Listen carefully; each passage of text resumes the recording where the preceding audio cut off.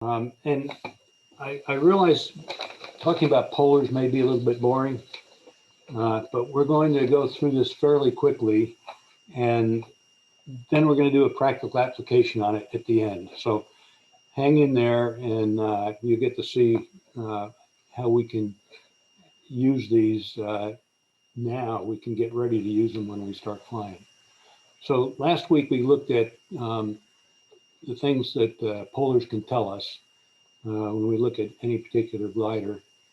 And we talked pretty good about how to figure minimum sink and max L over D.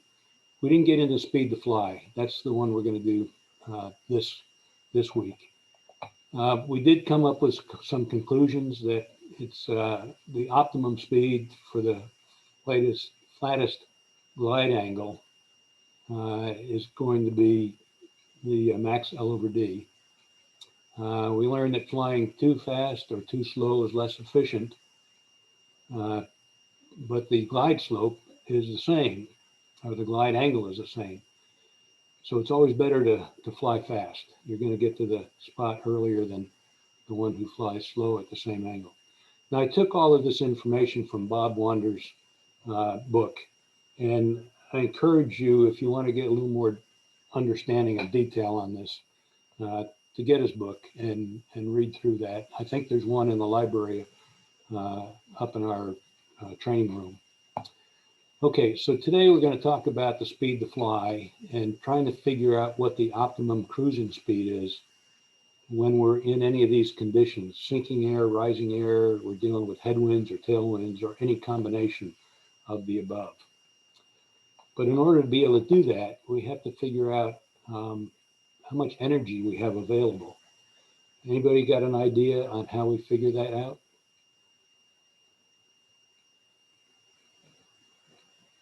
Well, let's talk about what kind of energy we have first of all then. We've got motion energy, our airspeed, kinetic energy.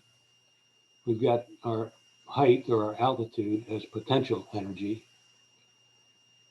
And we need to transform one into the other to get what we want. And the way we can do that is obviously for speed. When we zoom climb, we're trading off the potential energy or the kinetic energy to get higher, which gives us more potential energy. In a dive, we trade it off the potential energy to get more speed. Okay, so what is it that tells us what energy we have? We're very fortunate in our aircraft that we have total energy compensated variometers. And they show the rate of energy gain or loss that is occurring when a new air mass is penetrated. And the good thing is we still know that whenever we're in still air, we fly either min-sync or max L over D, depending on what we're trying to do, or some other speed if we're trying to get somewhere faster. In the rising air, to stay up the longest, everybody remember that what we do there, it's the min-sync. The problem is sinking air, and that depends on how much energy we have. And we'll get into that here in just a minute. But let's look at the polar for speed to fly to figure that out. So if we're going through rising air, here's our regular polar, and I don't have a pointer, but you can see where the pencil hand is. It's redrawn the polar by moving it up 1 knot, and then we can compute the speed to fly there just simply by drawing a line that from the axis intersection to the tangent on the slope on the polar. But it's pain in the neck to try to redraw that all the time. So an easier way to do it is to just look at where it's intersecting the sync knot, the sync rate side of the graph right now. And we, instead of moving the polar up, we just moved our line down. So you can compute your speed for different, depending on what you're trying to do, that way, not moving anything. And with a headwind, all you have to do is move that line to where it intersects the headwind that you're dealing with and draw a line that's tangent to the polar that way. So in this case, with a 20 knot headwind, we've got 56 knots as the optimum speed to fly at this point. Okay, now what happens if we have a headwind and we've got sink at the same time? So you can see how we've drawn the line this time at the point that shows us both the 20 knot headwind and, in this case, the 3 knot sink rate. Now remember, when we're looking at the sink rate, we can either move the polar down or we can move the line up. So this is what we've done. We've moved the line up. Now, going through the sinking air, that's a different story, and that makes it a lot harder. So here you see where we've redrawn the line down lower than the original polar. So if we're looking at flying through an air mass that's sinking at 4 knots, now how do we know that it's 4 knots? If we're in sinking air, our glider variometer that's totally compensated is showing the combination of the sink rate of the glider and the sink rate of the air mass together. The problem is we don't know which of that sink rate is due to our airspeed and our pointing the nose down, or whether it's due to the air mass totally. So the variometer solves that problem for us by giving us the just the one number to deal with. That's the combination of both the glider sink rate and the air mass sink rate. So in this case, the combination is 4 knots. And we can see by drawing a line from the intersection to the polar, 65 knots is our best speed to fly in this situation. So any questions on that so far? Okay. So now how do we handle the sinking air in an easier manner? Well, you can see how we've moved the line that is tangent to the polar rather than moving the polar this time. So we can figure out what's happening that way in the sinking air. And again, we come up with 65 knots as the best speed to fly. Okay, moving along. Again, this is a chart like we saw last week that shows that if you don't fly at the optimum speed, but you fly either slower or faster, I still got the same glide angle. You're just going to get the 1 point a lot faster. The glider that's flying the 98 knots instead of the glider that's flying 43. So if you're interested in racing and getting somewhere, or you're interested in going, between thermals, obviously it's better to fly faster. But we want to fly most efficiently, because flying too slowly consumes excess altitude, and flying and excess time as well. Flying too fast consumes excess altitude. Now, you can see it's better to speed up in the sinking air, but we want to get it right. So how do we do that? Well, here's a way to figure it. If you don't have a flight computer, you can make a table.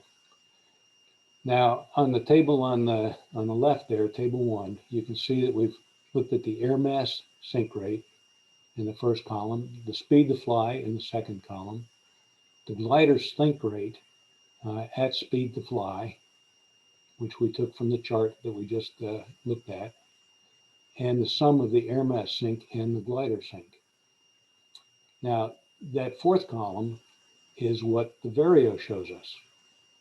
So if we make a table like part on table 2 on the right side, and we put in the first column the variometer indication, And in the second column, we put the corresponding speed to fly for that sink rate. And as you look at your variometer, if you put the, if you look at the 0 line, which on the very top one there, I'm going to move myself out of the way here so I can see it better. Okay. Okay, so you've got the 0 rate, and we've learned before that the min sink was 44. So we fly that if we've got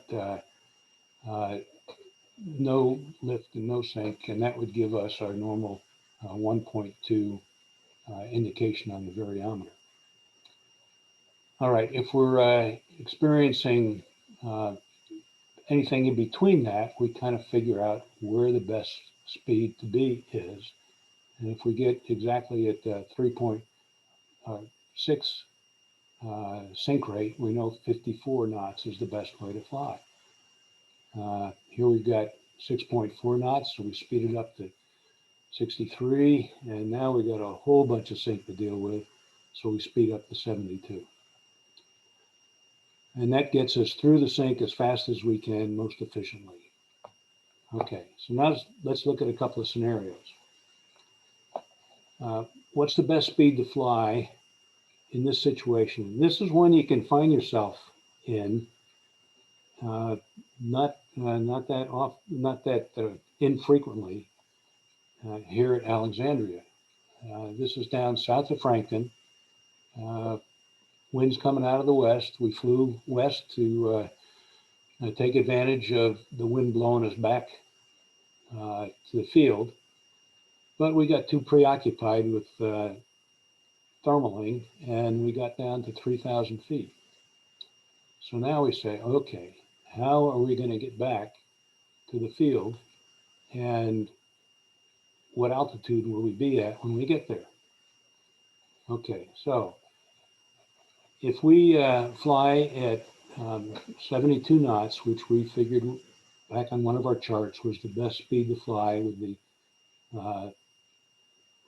3 knots of sink, then we've got a glide ratio of 24:1.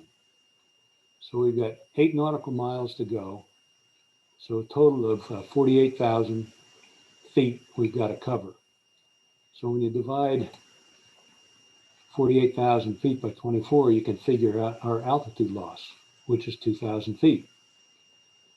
So if we started at 3,000 feet, we can be back overhead the field at 1,000 feet. So it pays to speed up.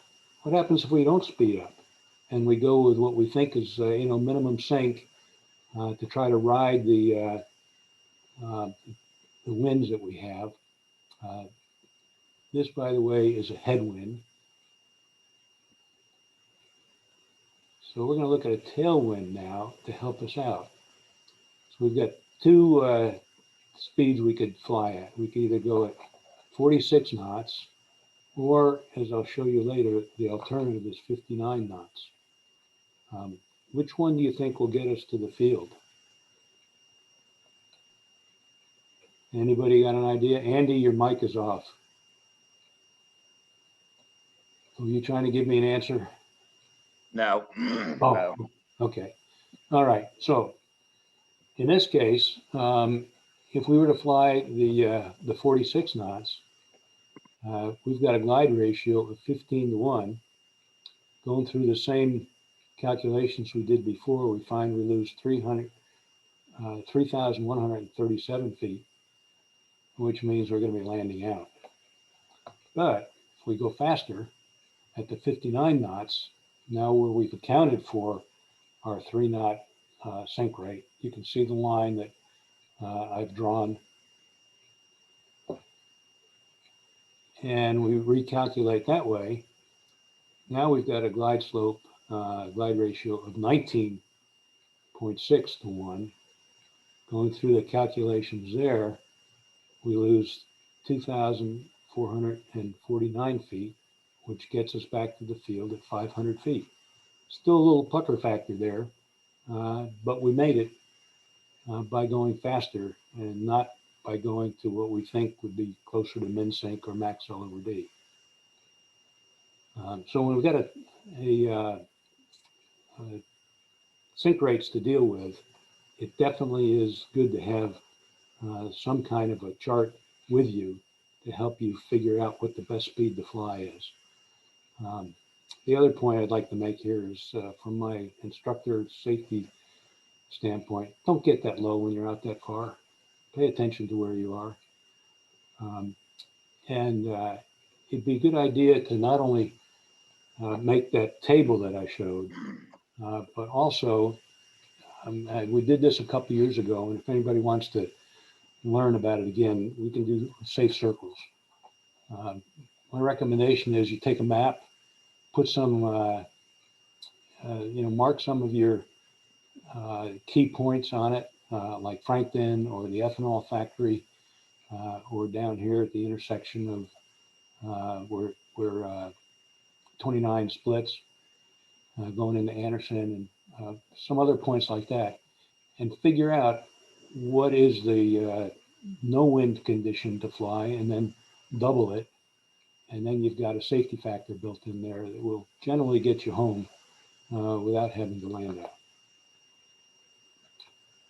So practically, understanding polars and using them beforehand can help you in your decision making in flight.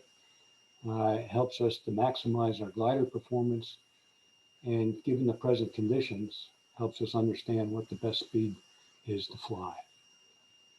So I have a question, Tom. Say again? I have a question. Okay.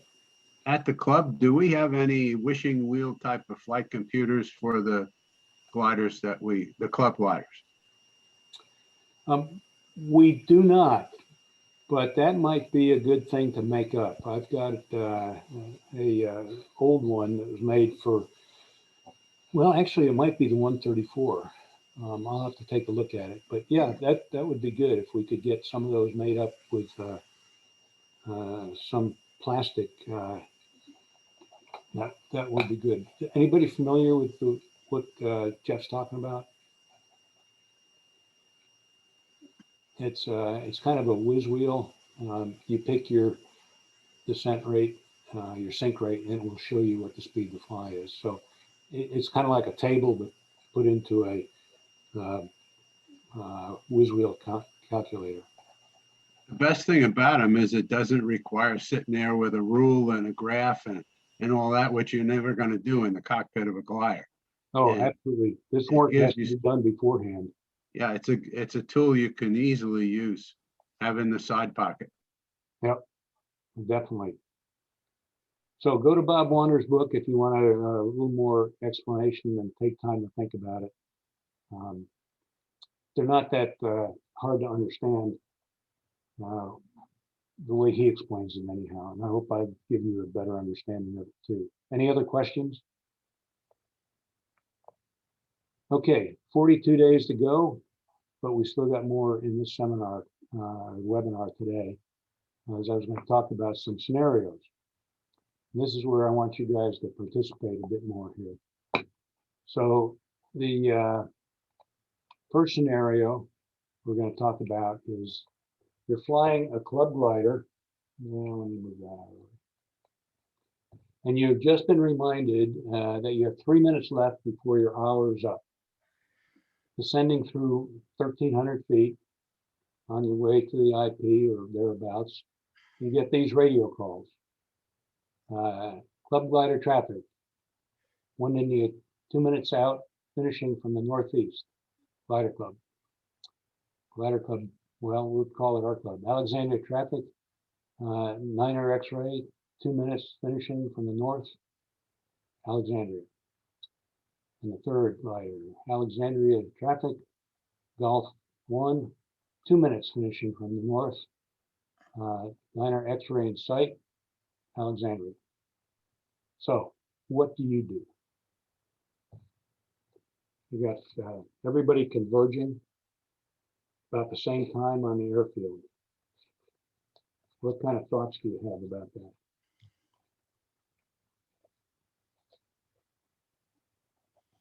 feel free to jump in there. You've probably all been in a traffic conflicting Well, situation. your head should be on a pivot for one thing, anytime you're near the airport, and you should be trying to spot the other aircraft and deciding where you're going to be in the lineup here. If and be talking to the other aircraft. You know, are you entering a downwind? Are you, you know, that kind of thing. Okay, We've got 3 runways. absolutely. That's another thing to think about.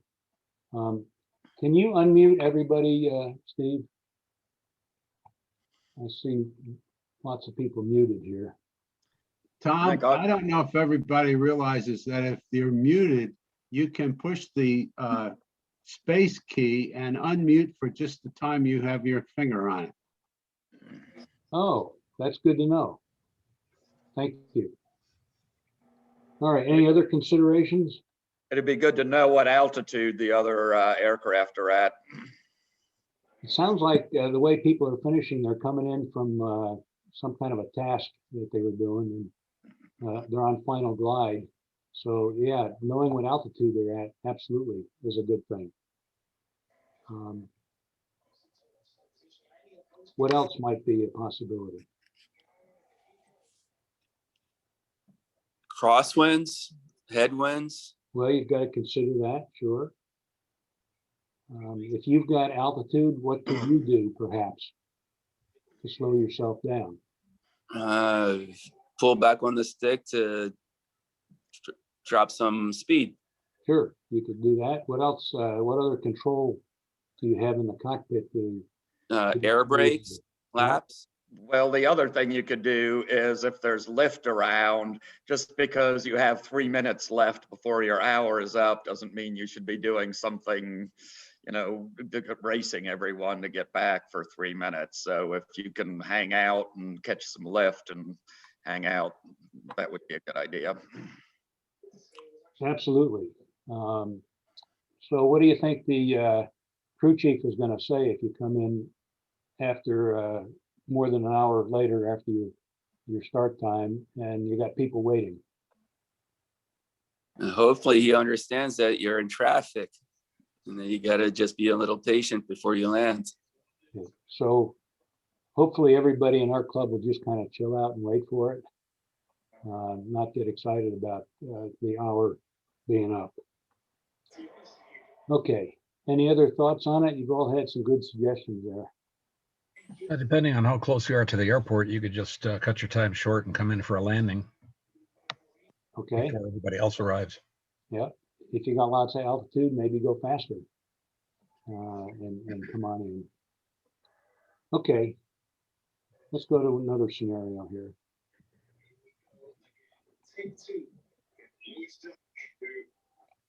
Okay. So this talks about using our checklist here. You're giving rides to a group of friends as you are getting settled in for the 4th launch. Wing runner says another glider is on downwind. You decide to expedite this launch so the runway will be clear for the other glider. During the ground roll, you realize that your shoulder straps are not fastened. What do you do? Release. Okay, so you're still on the ground, you're going to release. And what does that do to the guy that's on downwind? Well, hopefully you can roll off to the side or at least communicate. And as was pointed out, we have 3 runways. Okay, so we're very fortunate. Yeah, we've got lots of options here. You would just, I mean, first and foremost is you always fly the glider. So, I mean, if you can take off safely and then get your safety belt strapped after you are in flight, you could do that too. Sure, that's one of those situations where, depending on where you are on your ground roll, what to do. So having a plan every time you get ready to go take off is a really good thing to do. And we know that generally, if you react immediately in the wrong way, when you've got an airplane that's perfectly capable of flying, you're going to get yourself into trouble perhaps. So yeah, fly first and then take care of the shoulder harness. Now, what got the glider into this scenario where you're expediting the launch?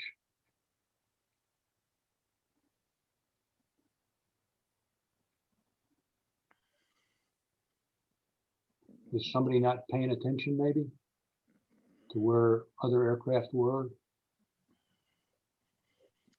Yep, maybe the radios weren't on. You should have known they were coming in from the IP.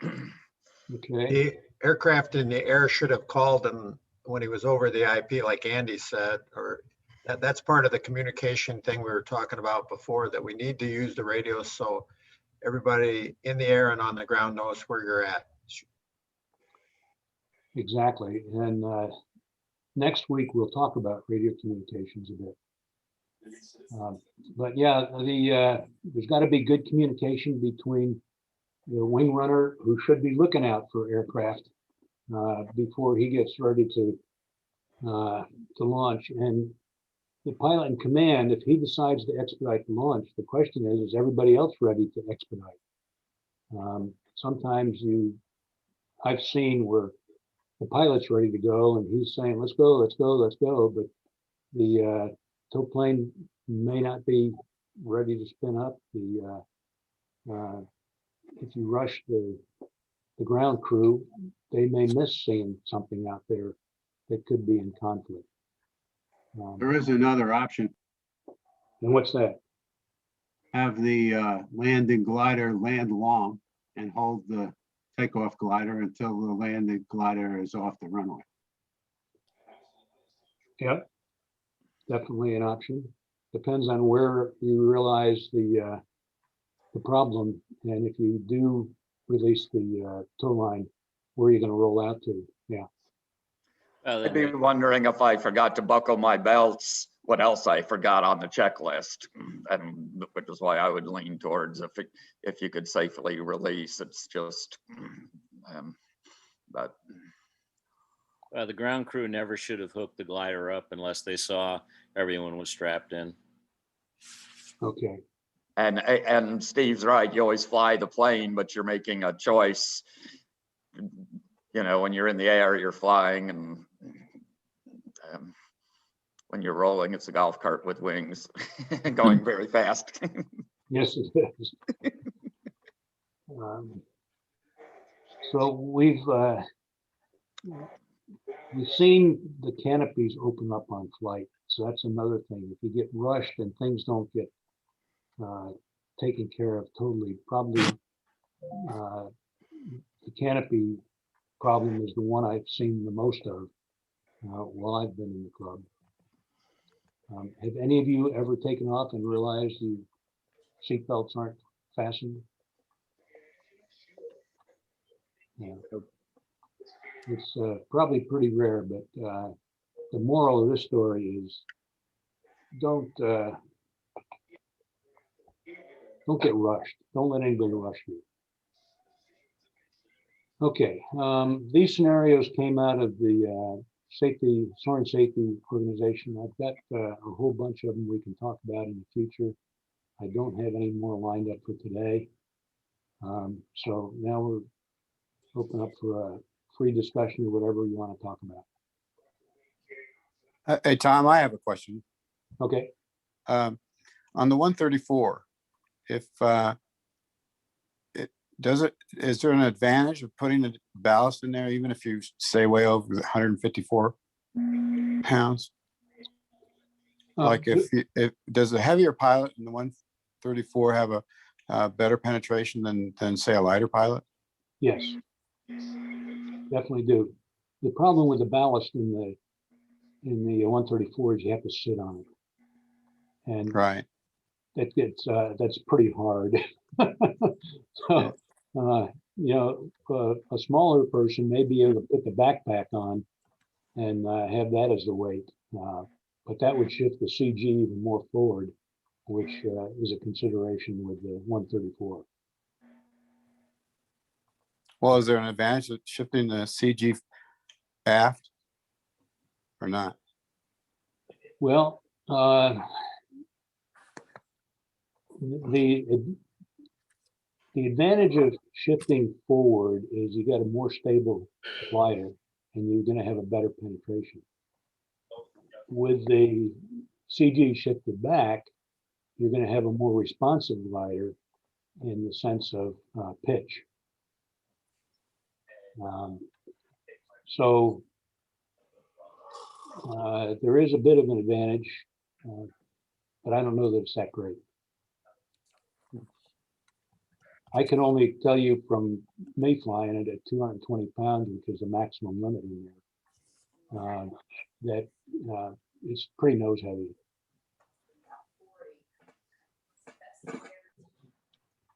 Oh. Thank you. All right. Let me ask a question about what are you guys doing to get ready for the season with 42 days left? Are you in shape to go flying?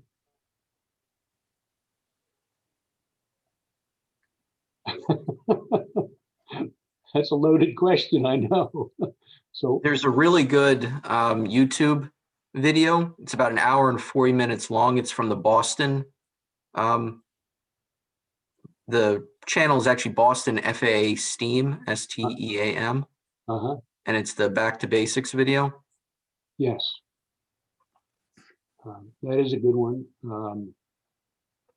Could you put that out when you put out the link for Yeah, this absolutely. presentation? Put that on it. We used that last year, and at least I put the link out last year. I know we talked about that. It was really good. They covered a lot of good things, and it's like a typical spring and safety meeting. But you've got the FAA certified people from the Boston facility giving it. They've got some other ones out there as well on soaring, so good website to go to. All right, any other thoughts on what you can do to get ready, other than these morning meetings, these Saturday morning meetings? The Getting ALPA's got a vaccinated. Say again? the I'm getting ALPA's got a vaccinated rusty now. pot. I'm One at sorry. a time. Let's do Andy first. Go ahead, Andy. I was just gonna say, I'm getting vaccinated to get ready for the season. Okay, that's good. And who else was that offering? This is Art. Hey, the Rusty Pilot series for ALPA is really good if you're a member of the ALPA. Yes, and they're putting on, you can get an on-demand one by going to their website. They also have a bunch of webinars that are listed on the website that you can join and listen to. And some of them are specific topic oriented and others are kind of general. Okay. What I've noticed with me, my endurance is way down. After from Thanksgiving to about a week ago, I gained about 15 pounds. So now I'm on a diet and I'm working, trying to get the weight back off and starting to walk and do some things at home to get the endurance up. So that may be something that you all are going to be dealing with as well. All right. Any other suggestions? Okay. What other kind of things would you like me to talk about or get somebody to talk about over the next couple of weeks? Any particular requests? Are we going to be doing airspace review at the safety meeting, Tom? That might be a subject that needs some refreshing. Yeah, we'll definitely. We're going to do that. We'll probably cover it twice. Paul Ruley's got a good presentation on it that I'm going to ask him to do on one of these Saturday webinars. But as you can see, we don't have a whole lot of people coming to these. So getting the group together at the club and going over those things, at least the essentials of it, would be a good repeat for us. I'm going to do radio communications, as I mentioned. We'll do that next week. And I'm going to ask Carrie, Wings and Wheels put out a column this past week on 12 things you can do for cross-country flying while remaining within area of your glider club. And we really want to start getting more people into thinking about cross-country, preparing for that. So I'm going to ask him to do a presentation on cross-country, and maybe get Ron Clark to assist with that if he's interested. You all got the message on his book being published? So that's out there, available on Amazon now. I think we should buy a copy for the club and keep it in the clubhouse. And I also sent out a follow-up email. If you use the smile.amazon.com for all your purchases and pick CISS, they'll make a donation to the club. Yeah, and it has to be on Smile that you go to. And then there's an option to pick out the nonprofit that you want to support. Yeah, but you have to be in Smile before you put it in your cart. Exactly. Yeah. Andy, did you say you sent that email out already? Because I was just looking, I didn't receive it. So you might want to check and make sure you sent it.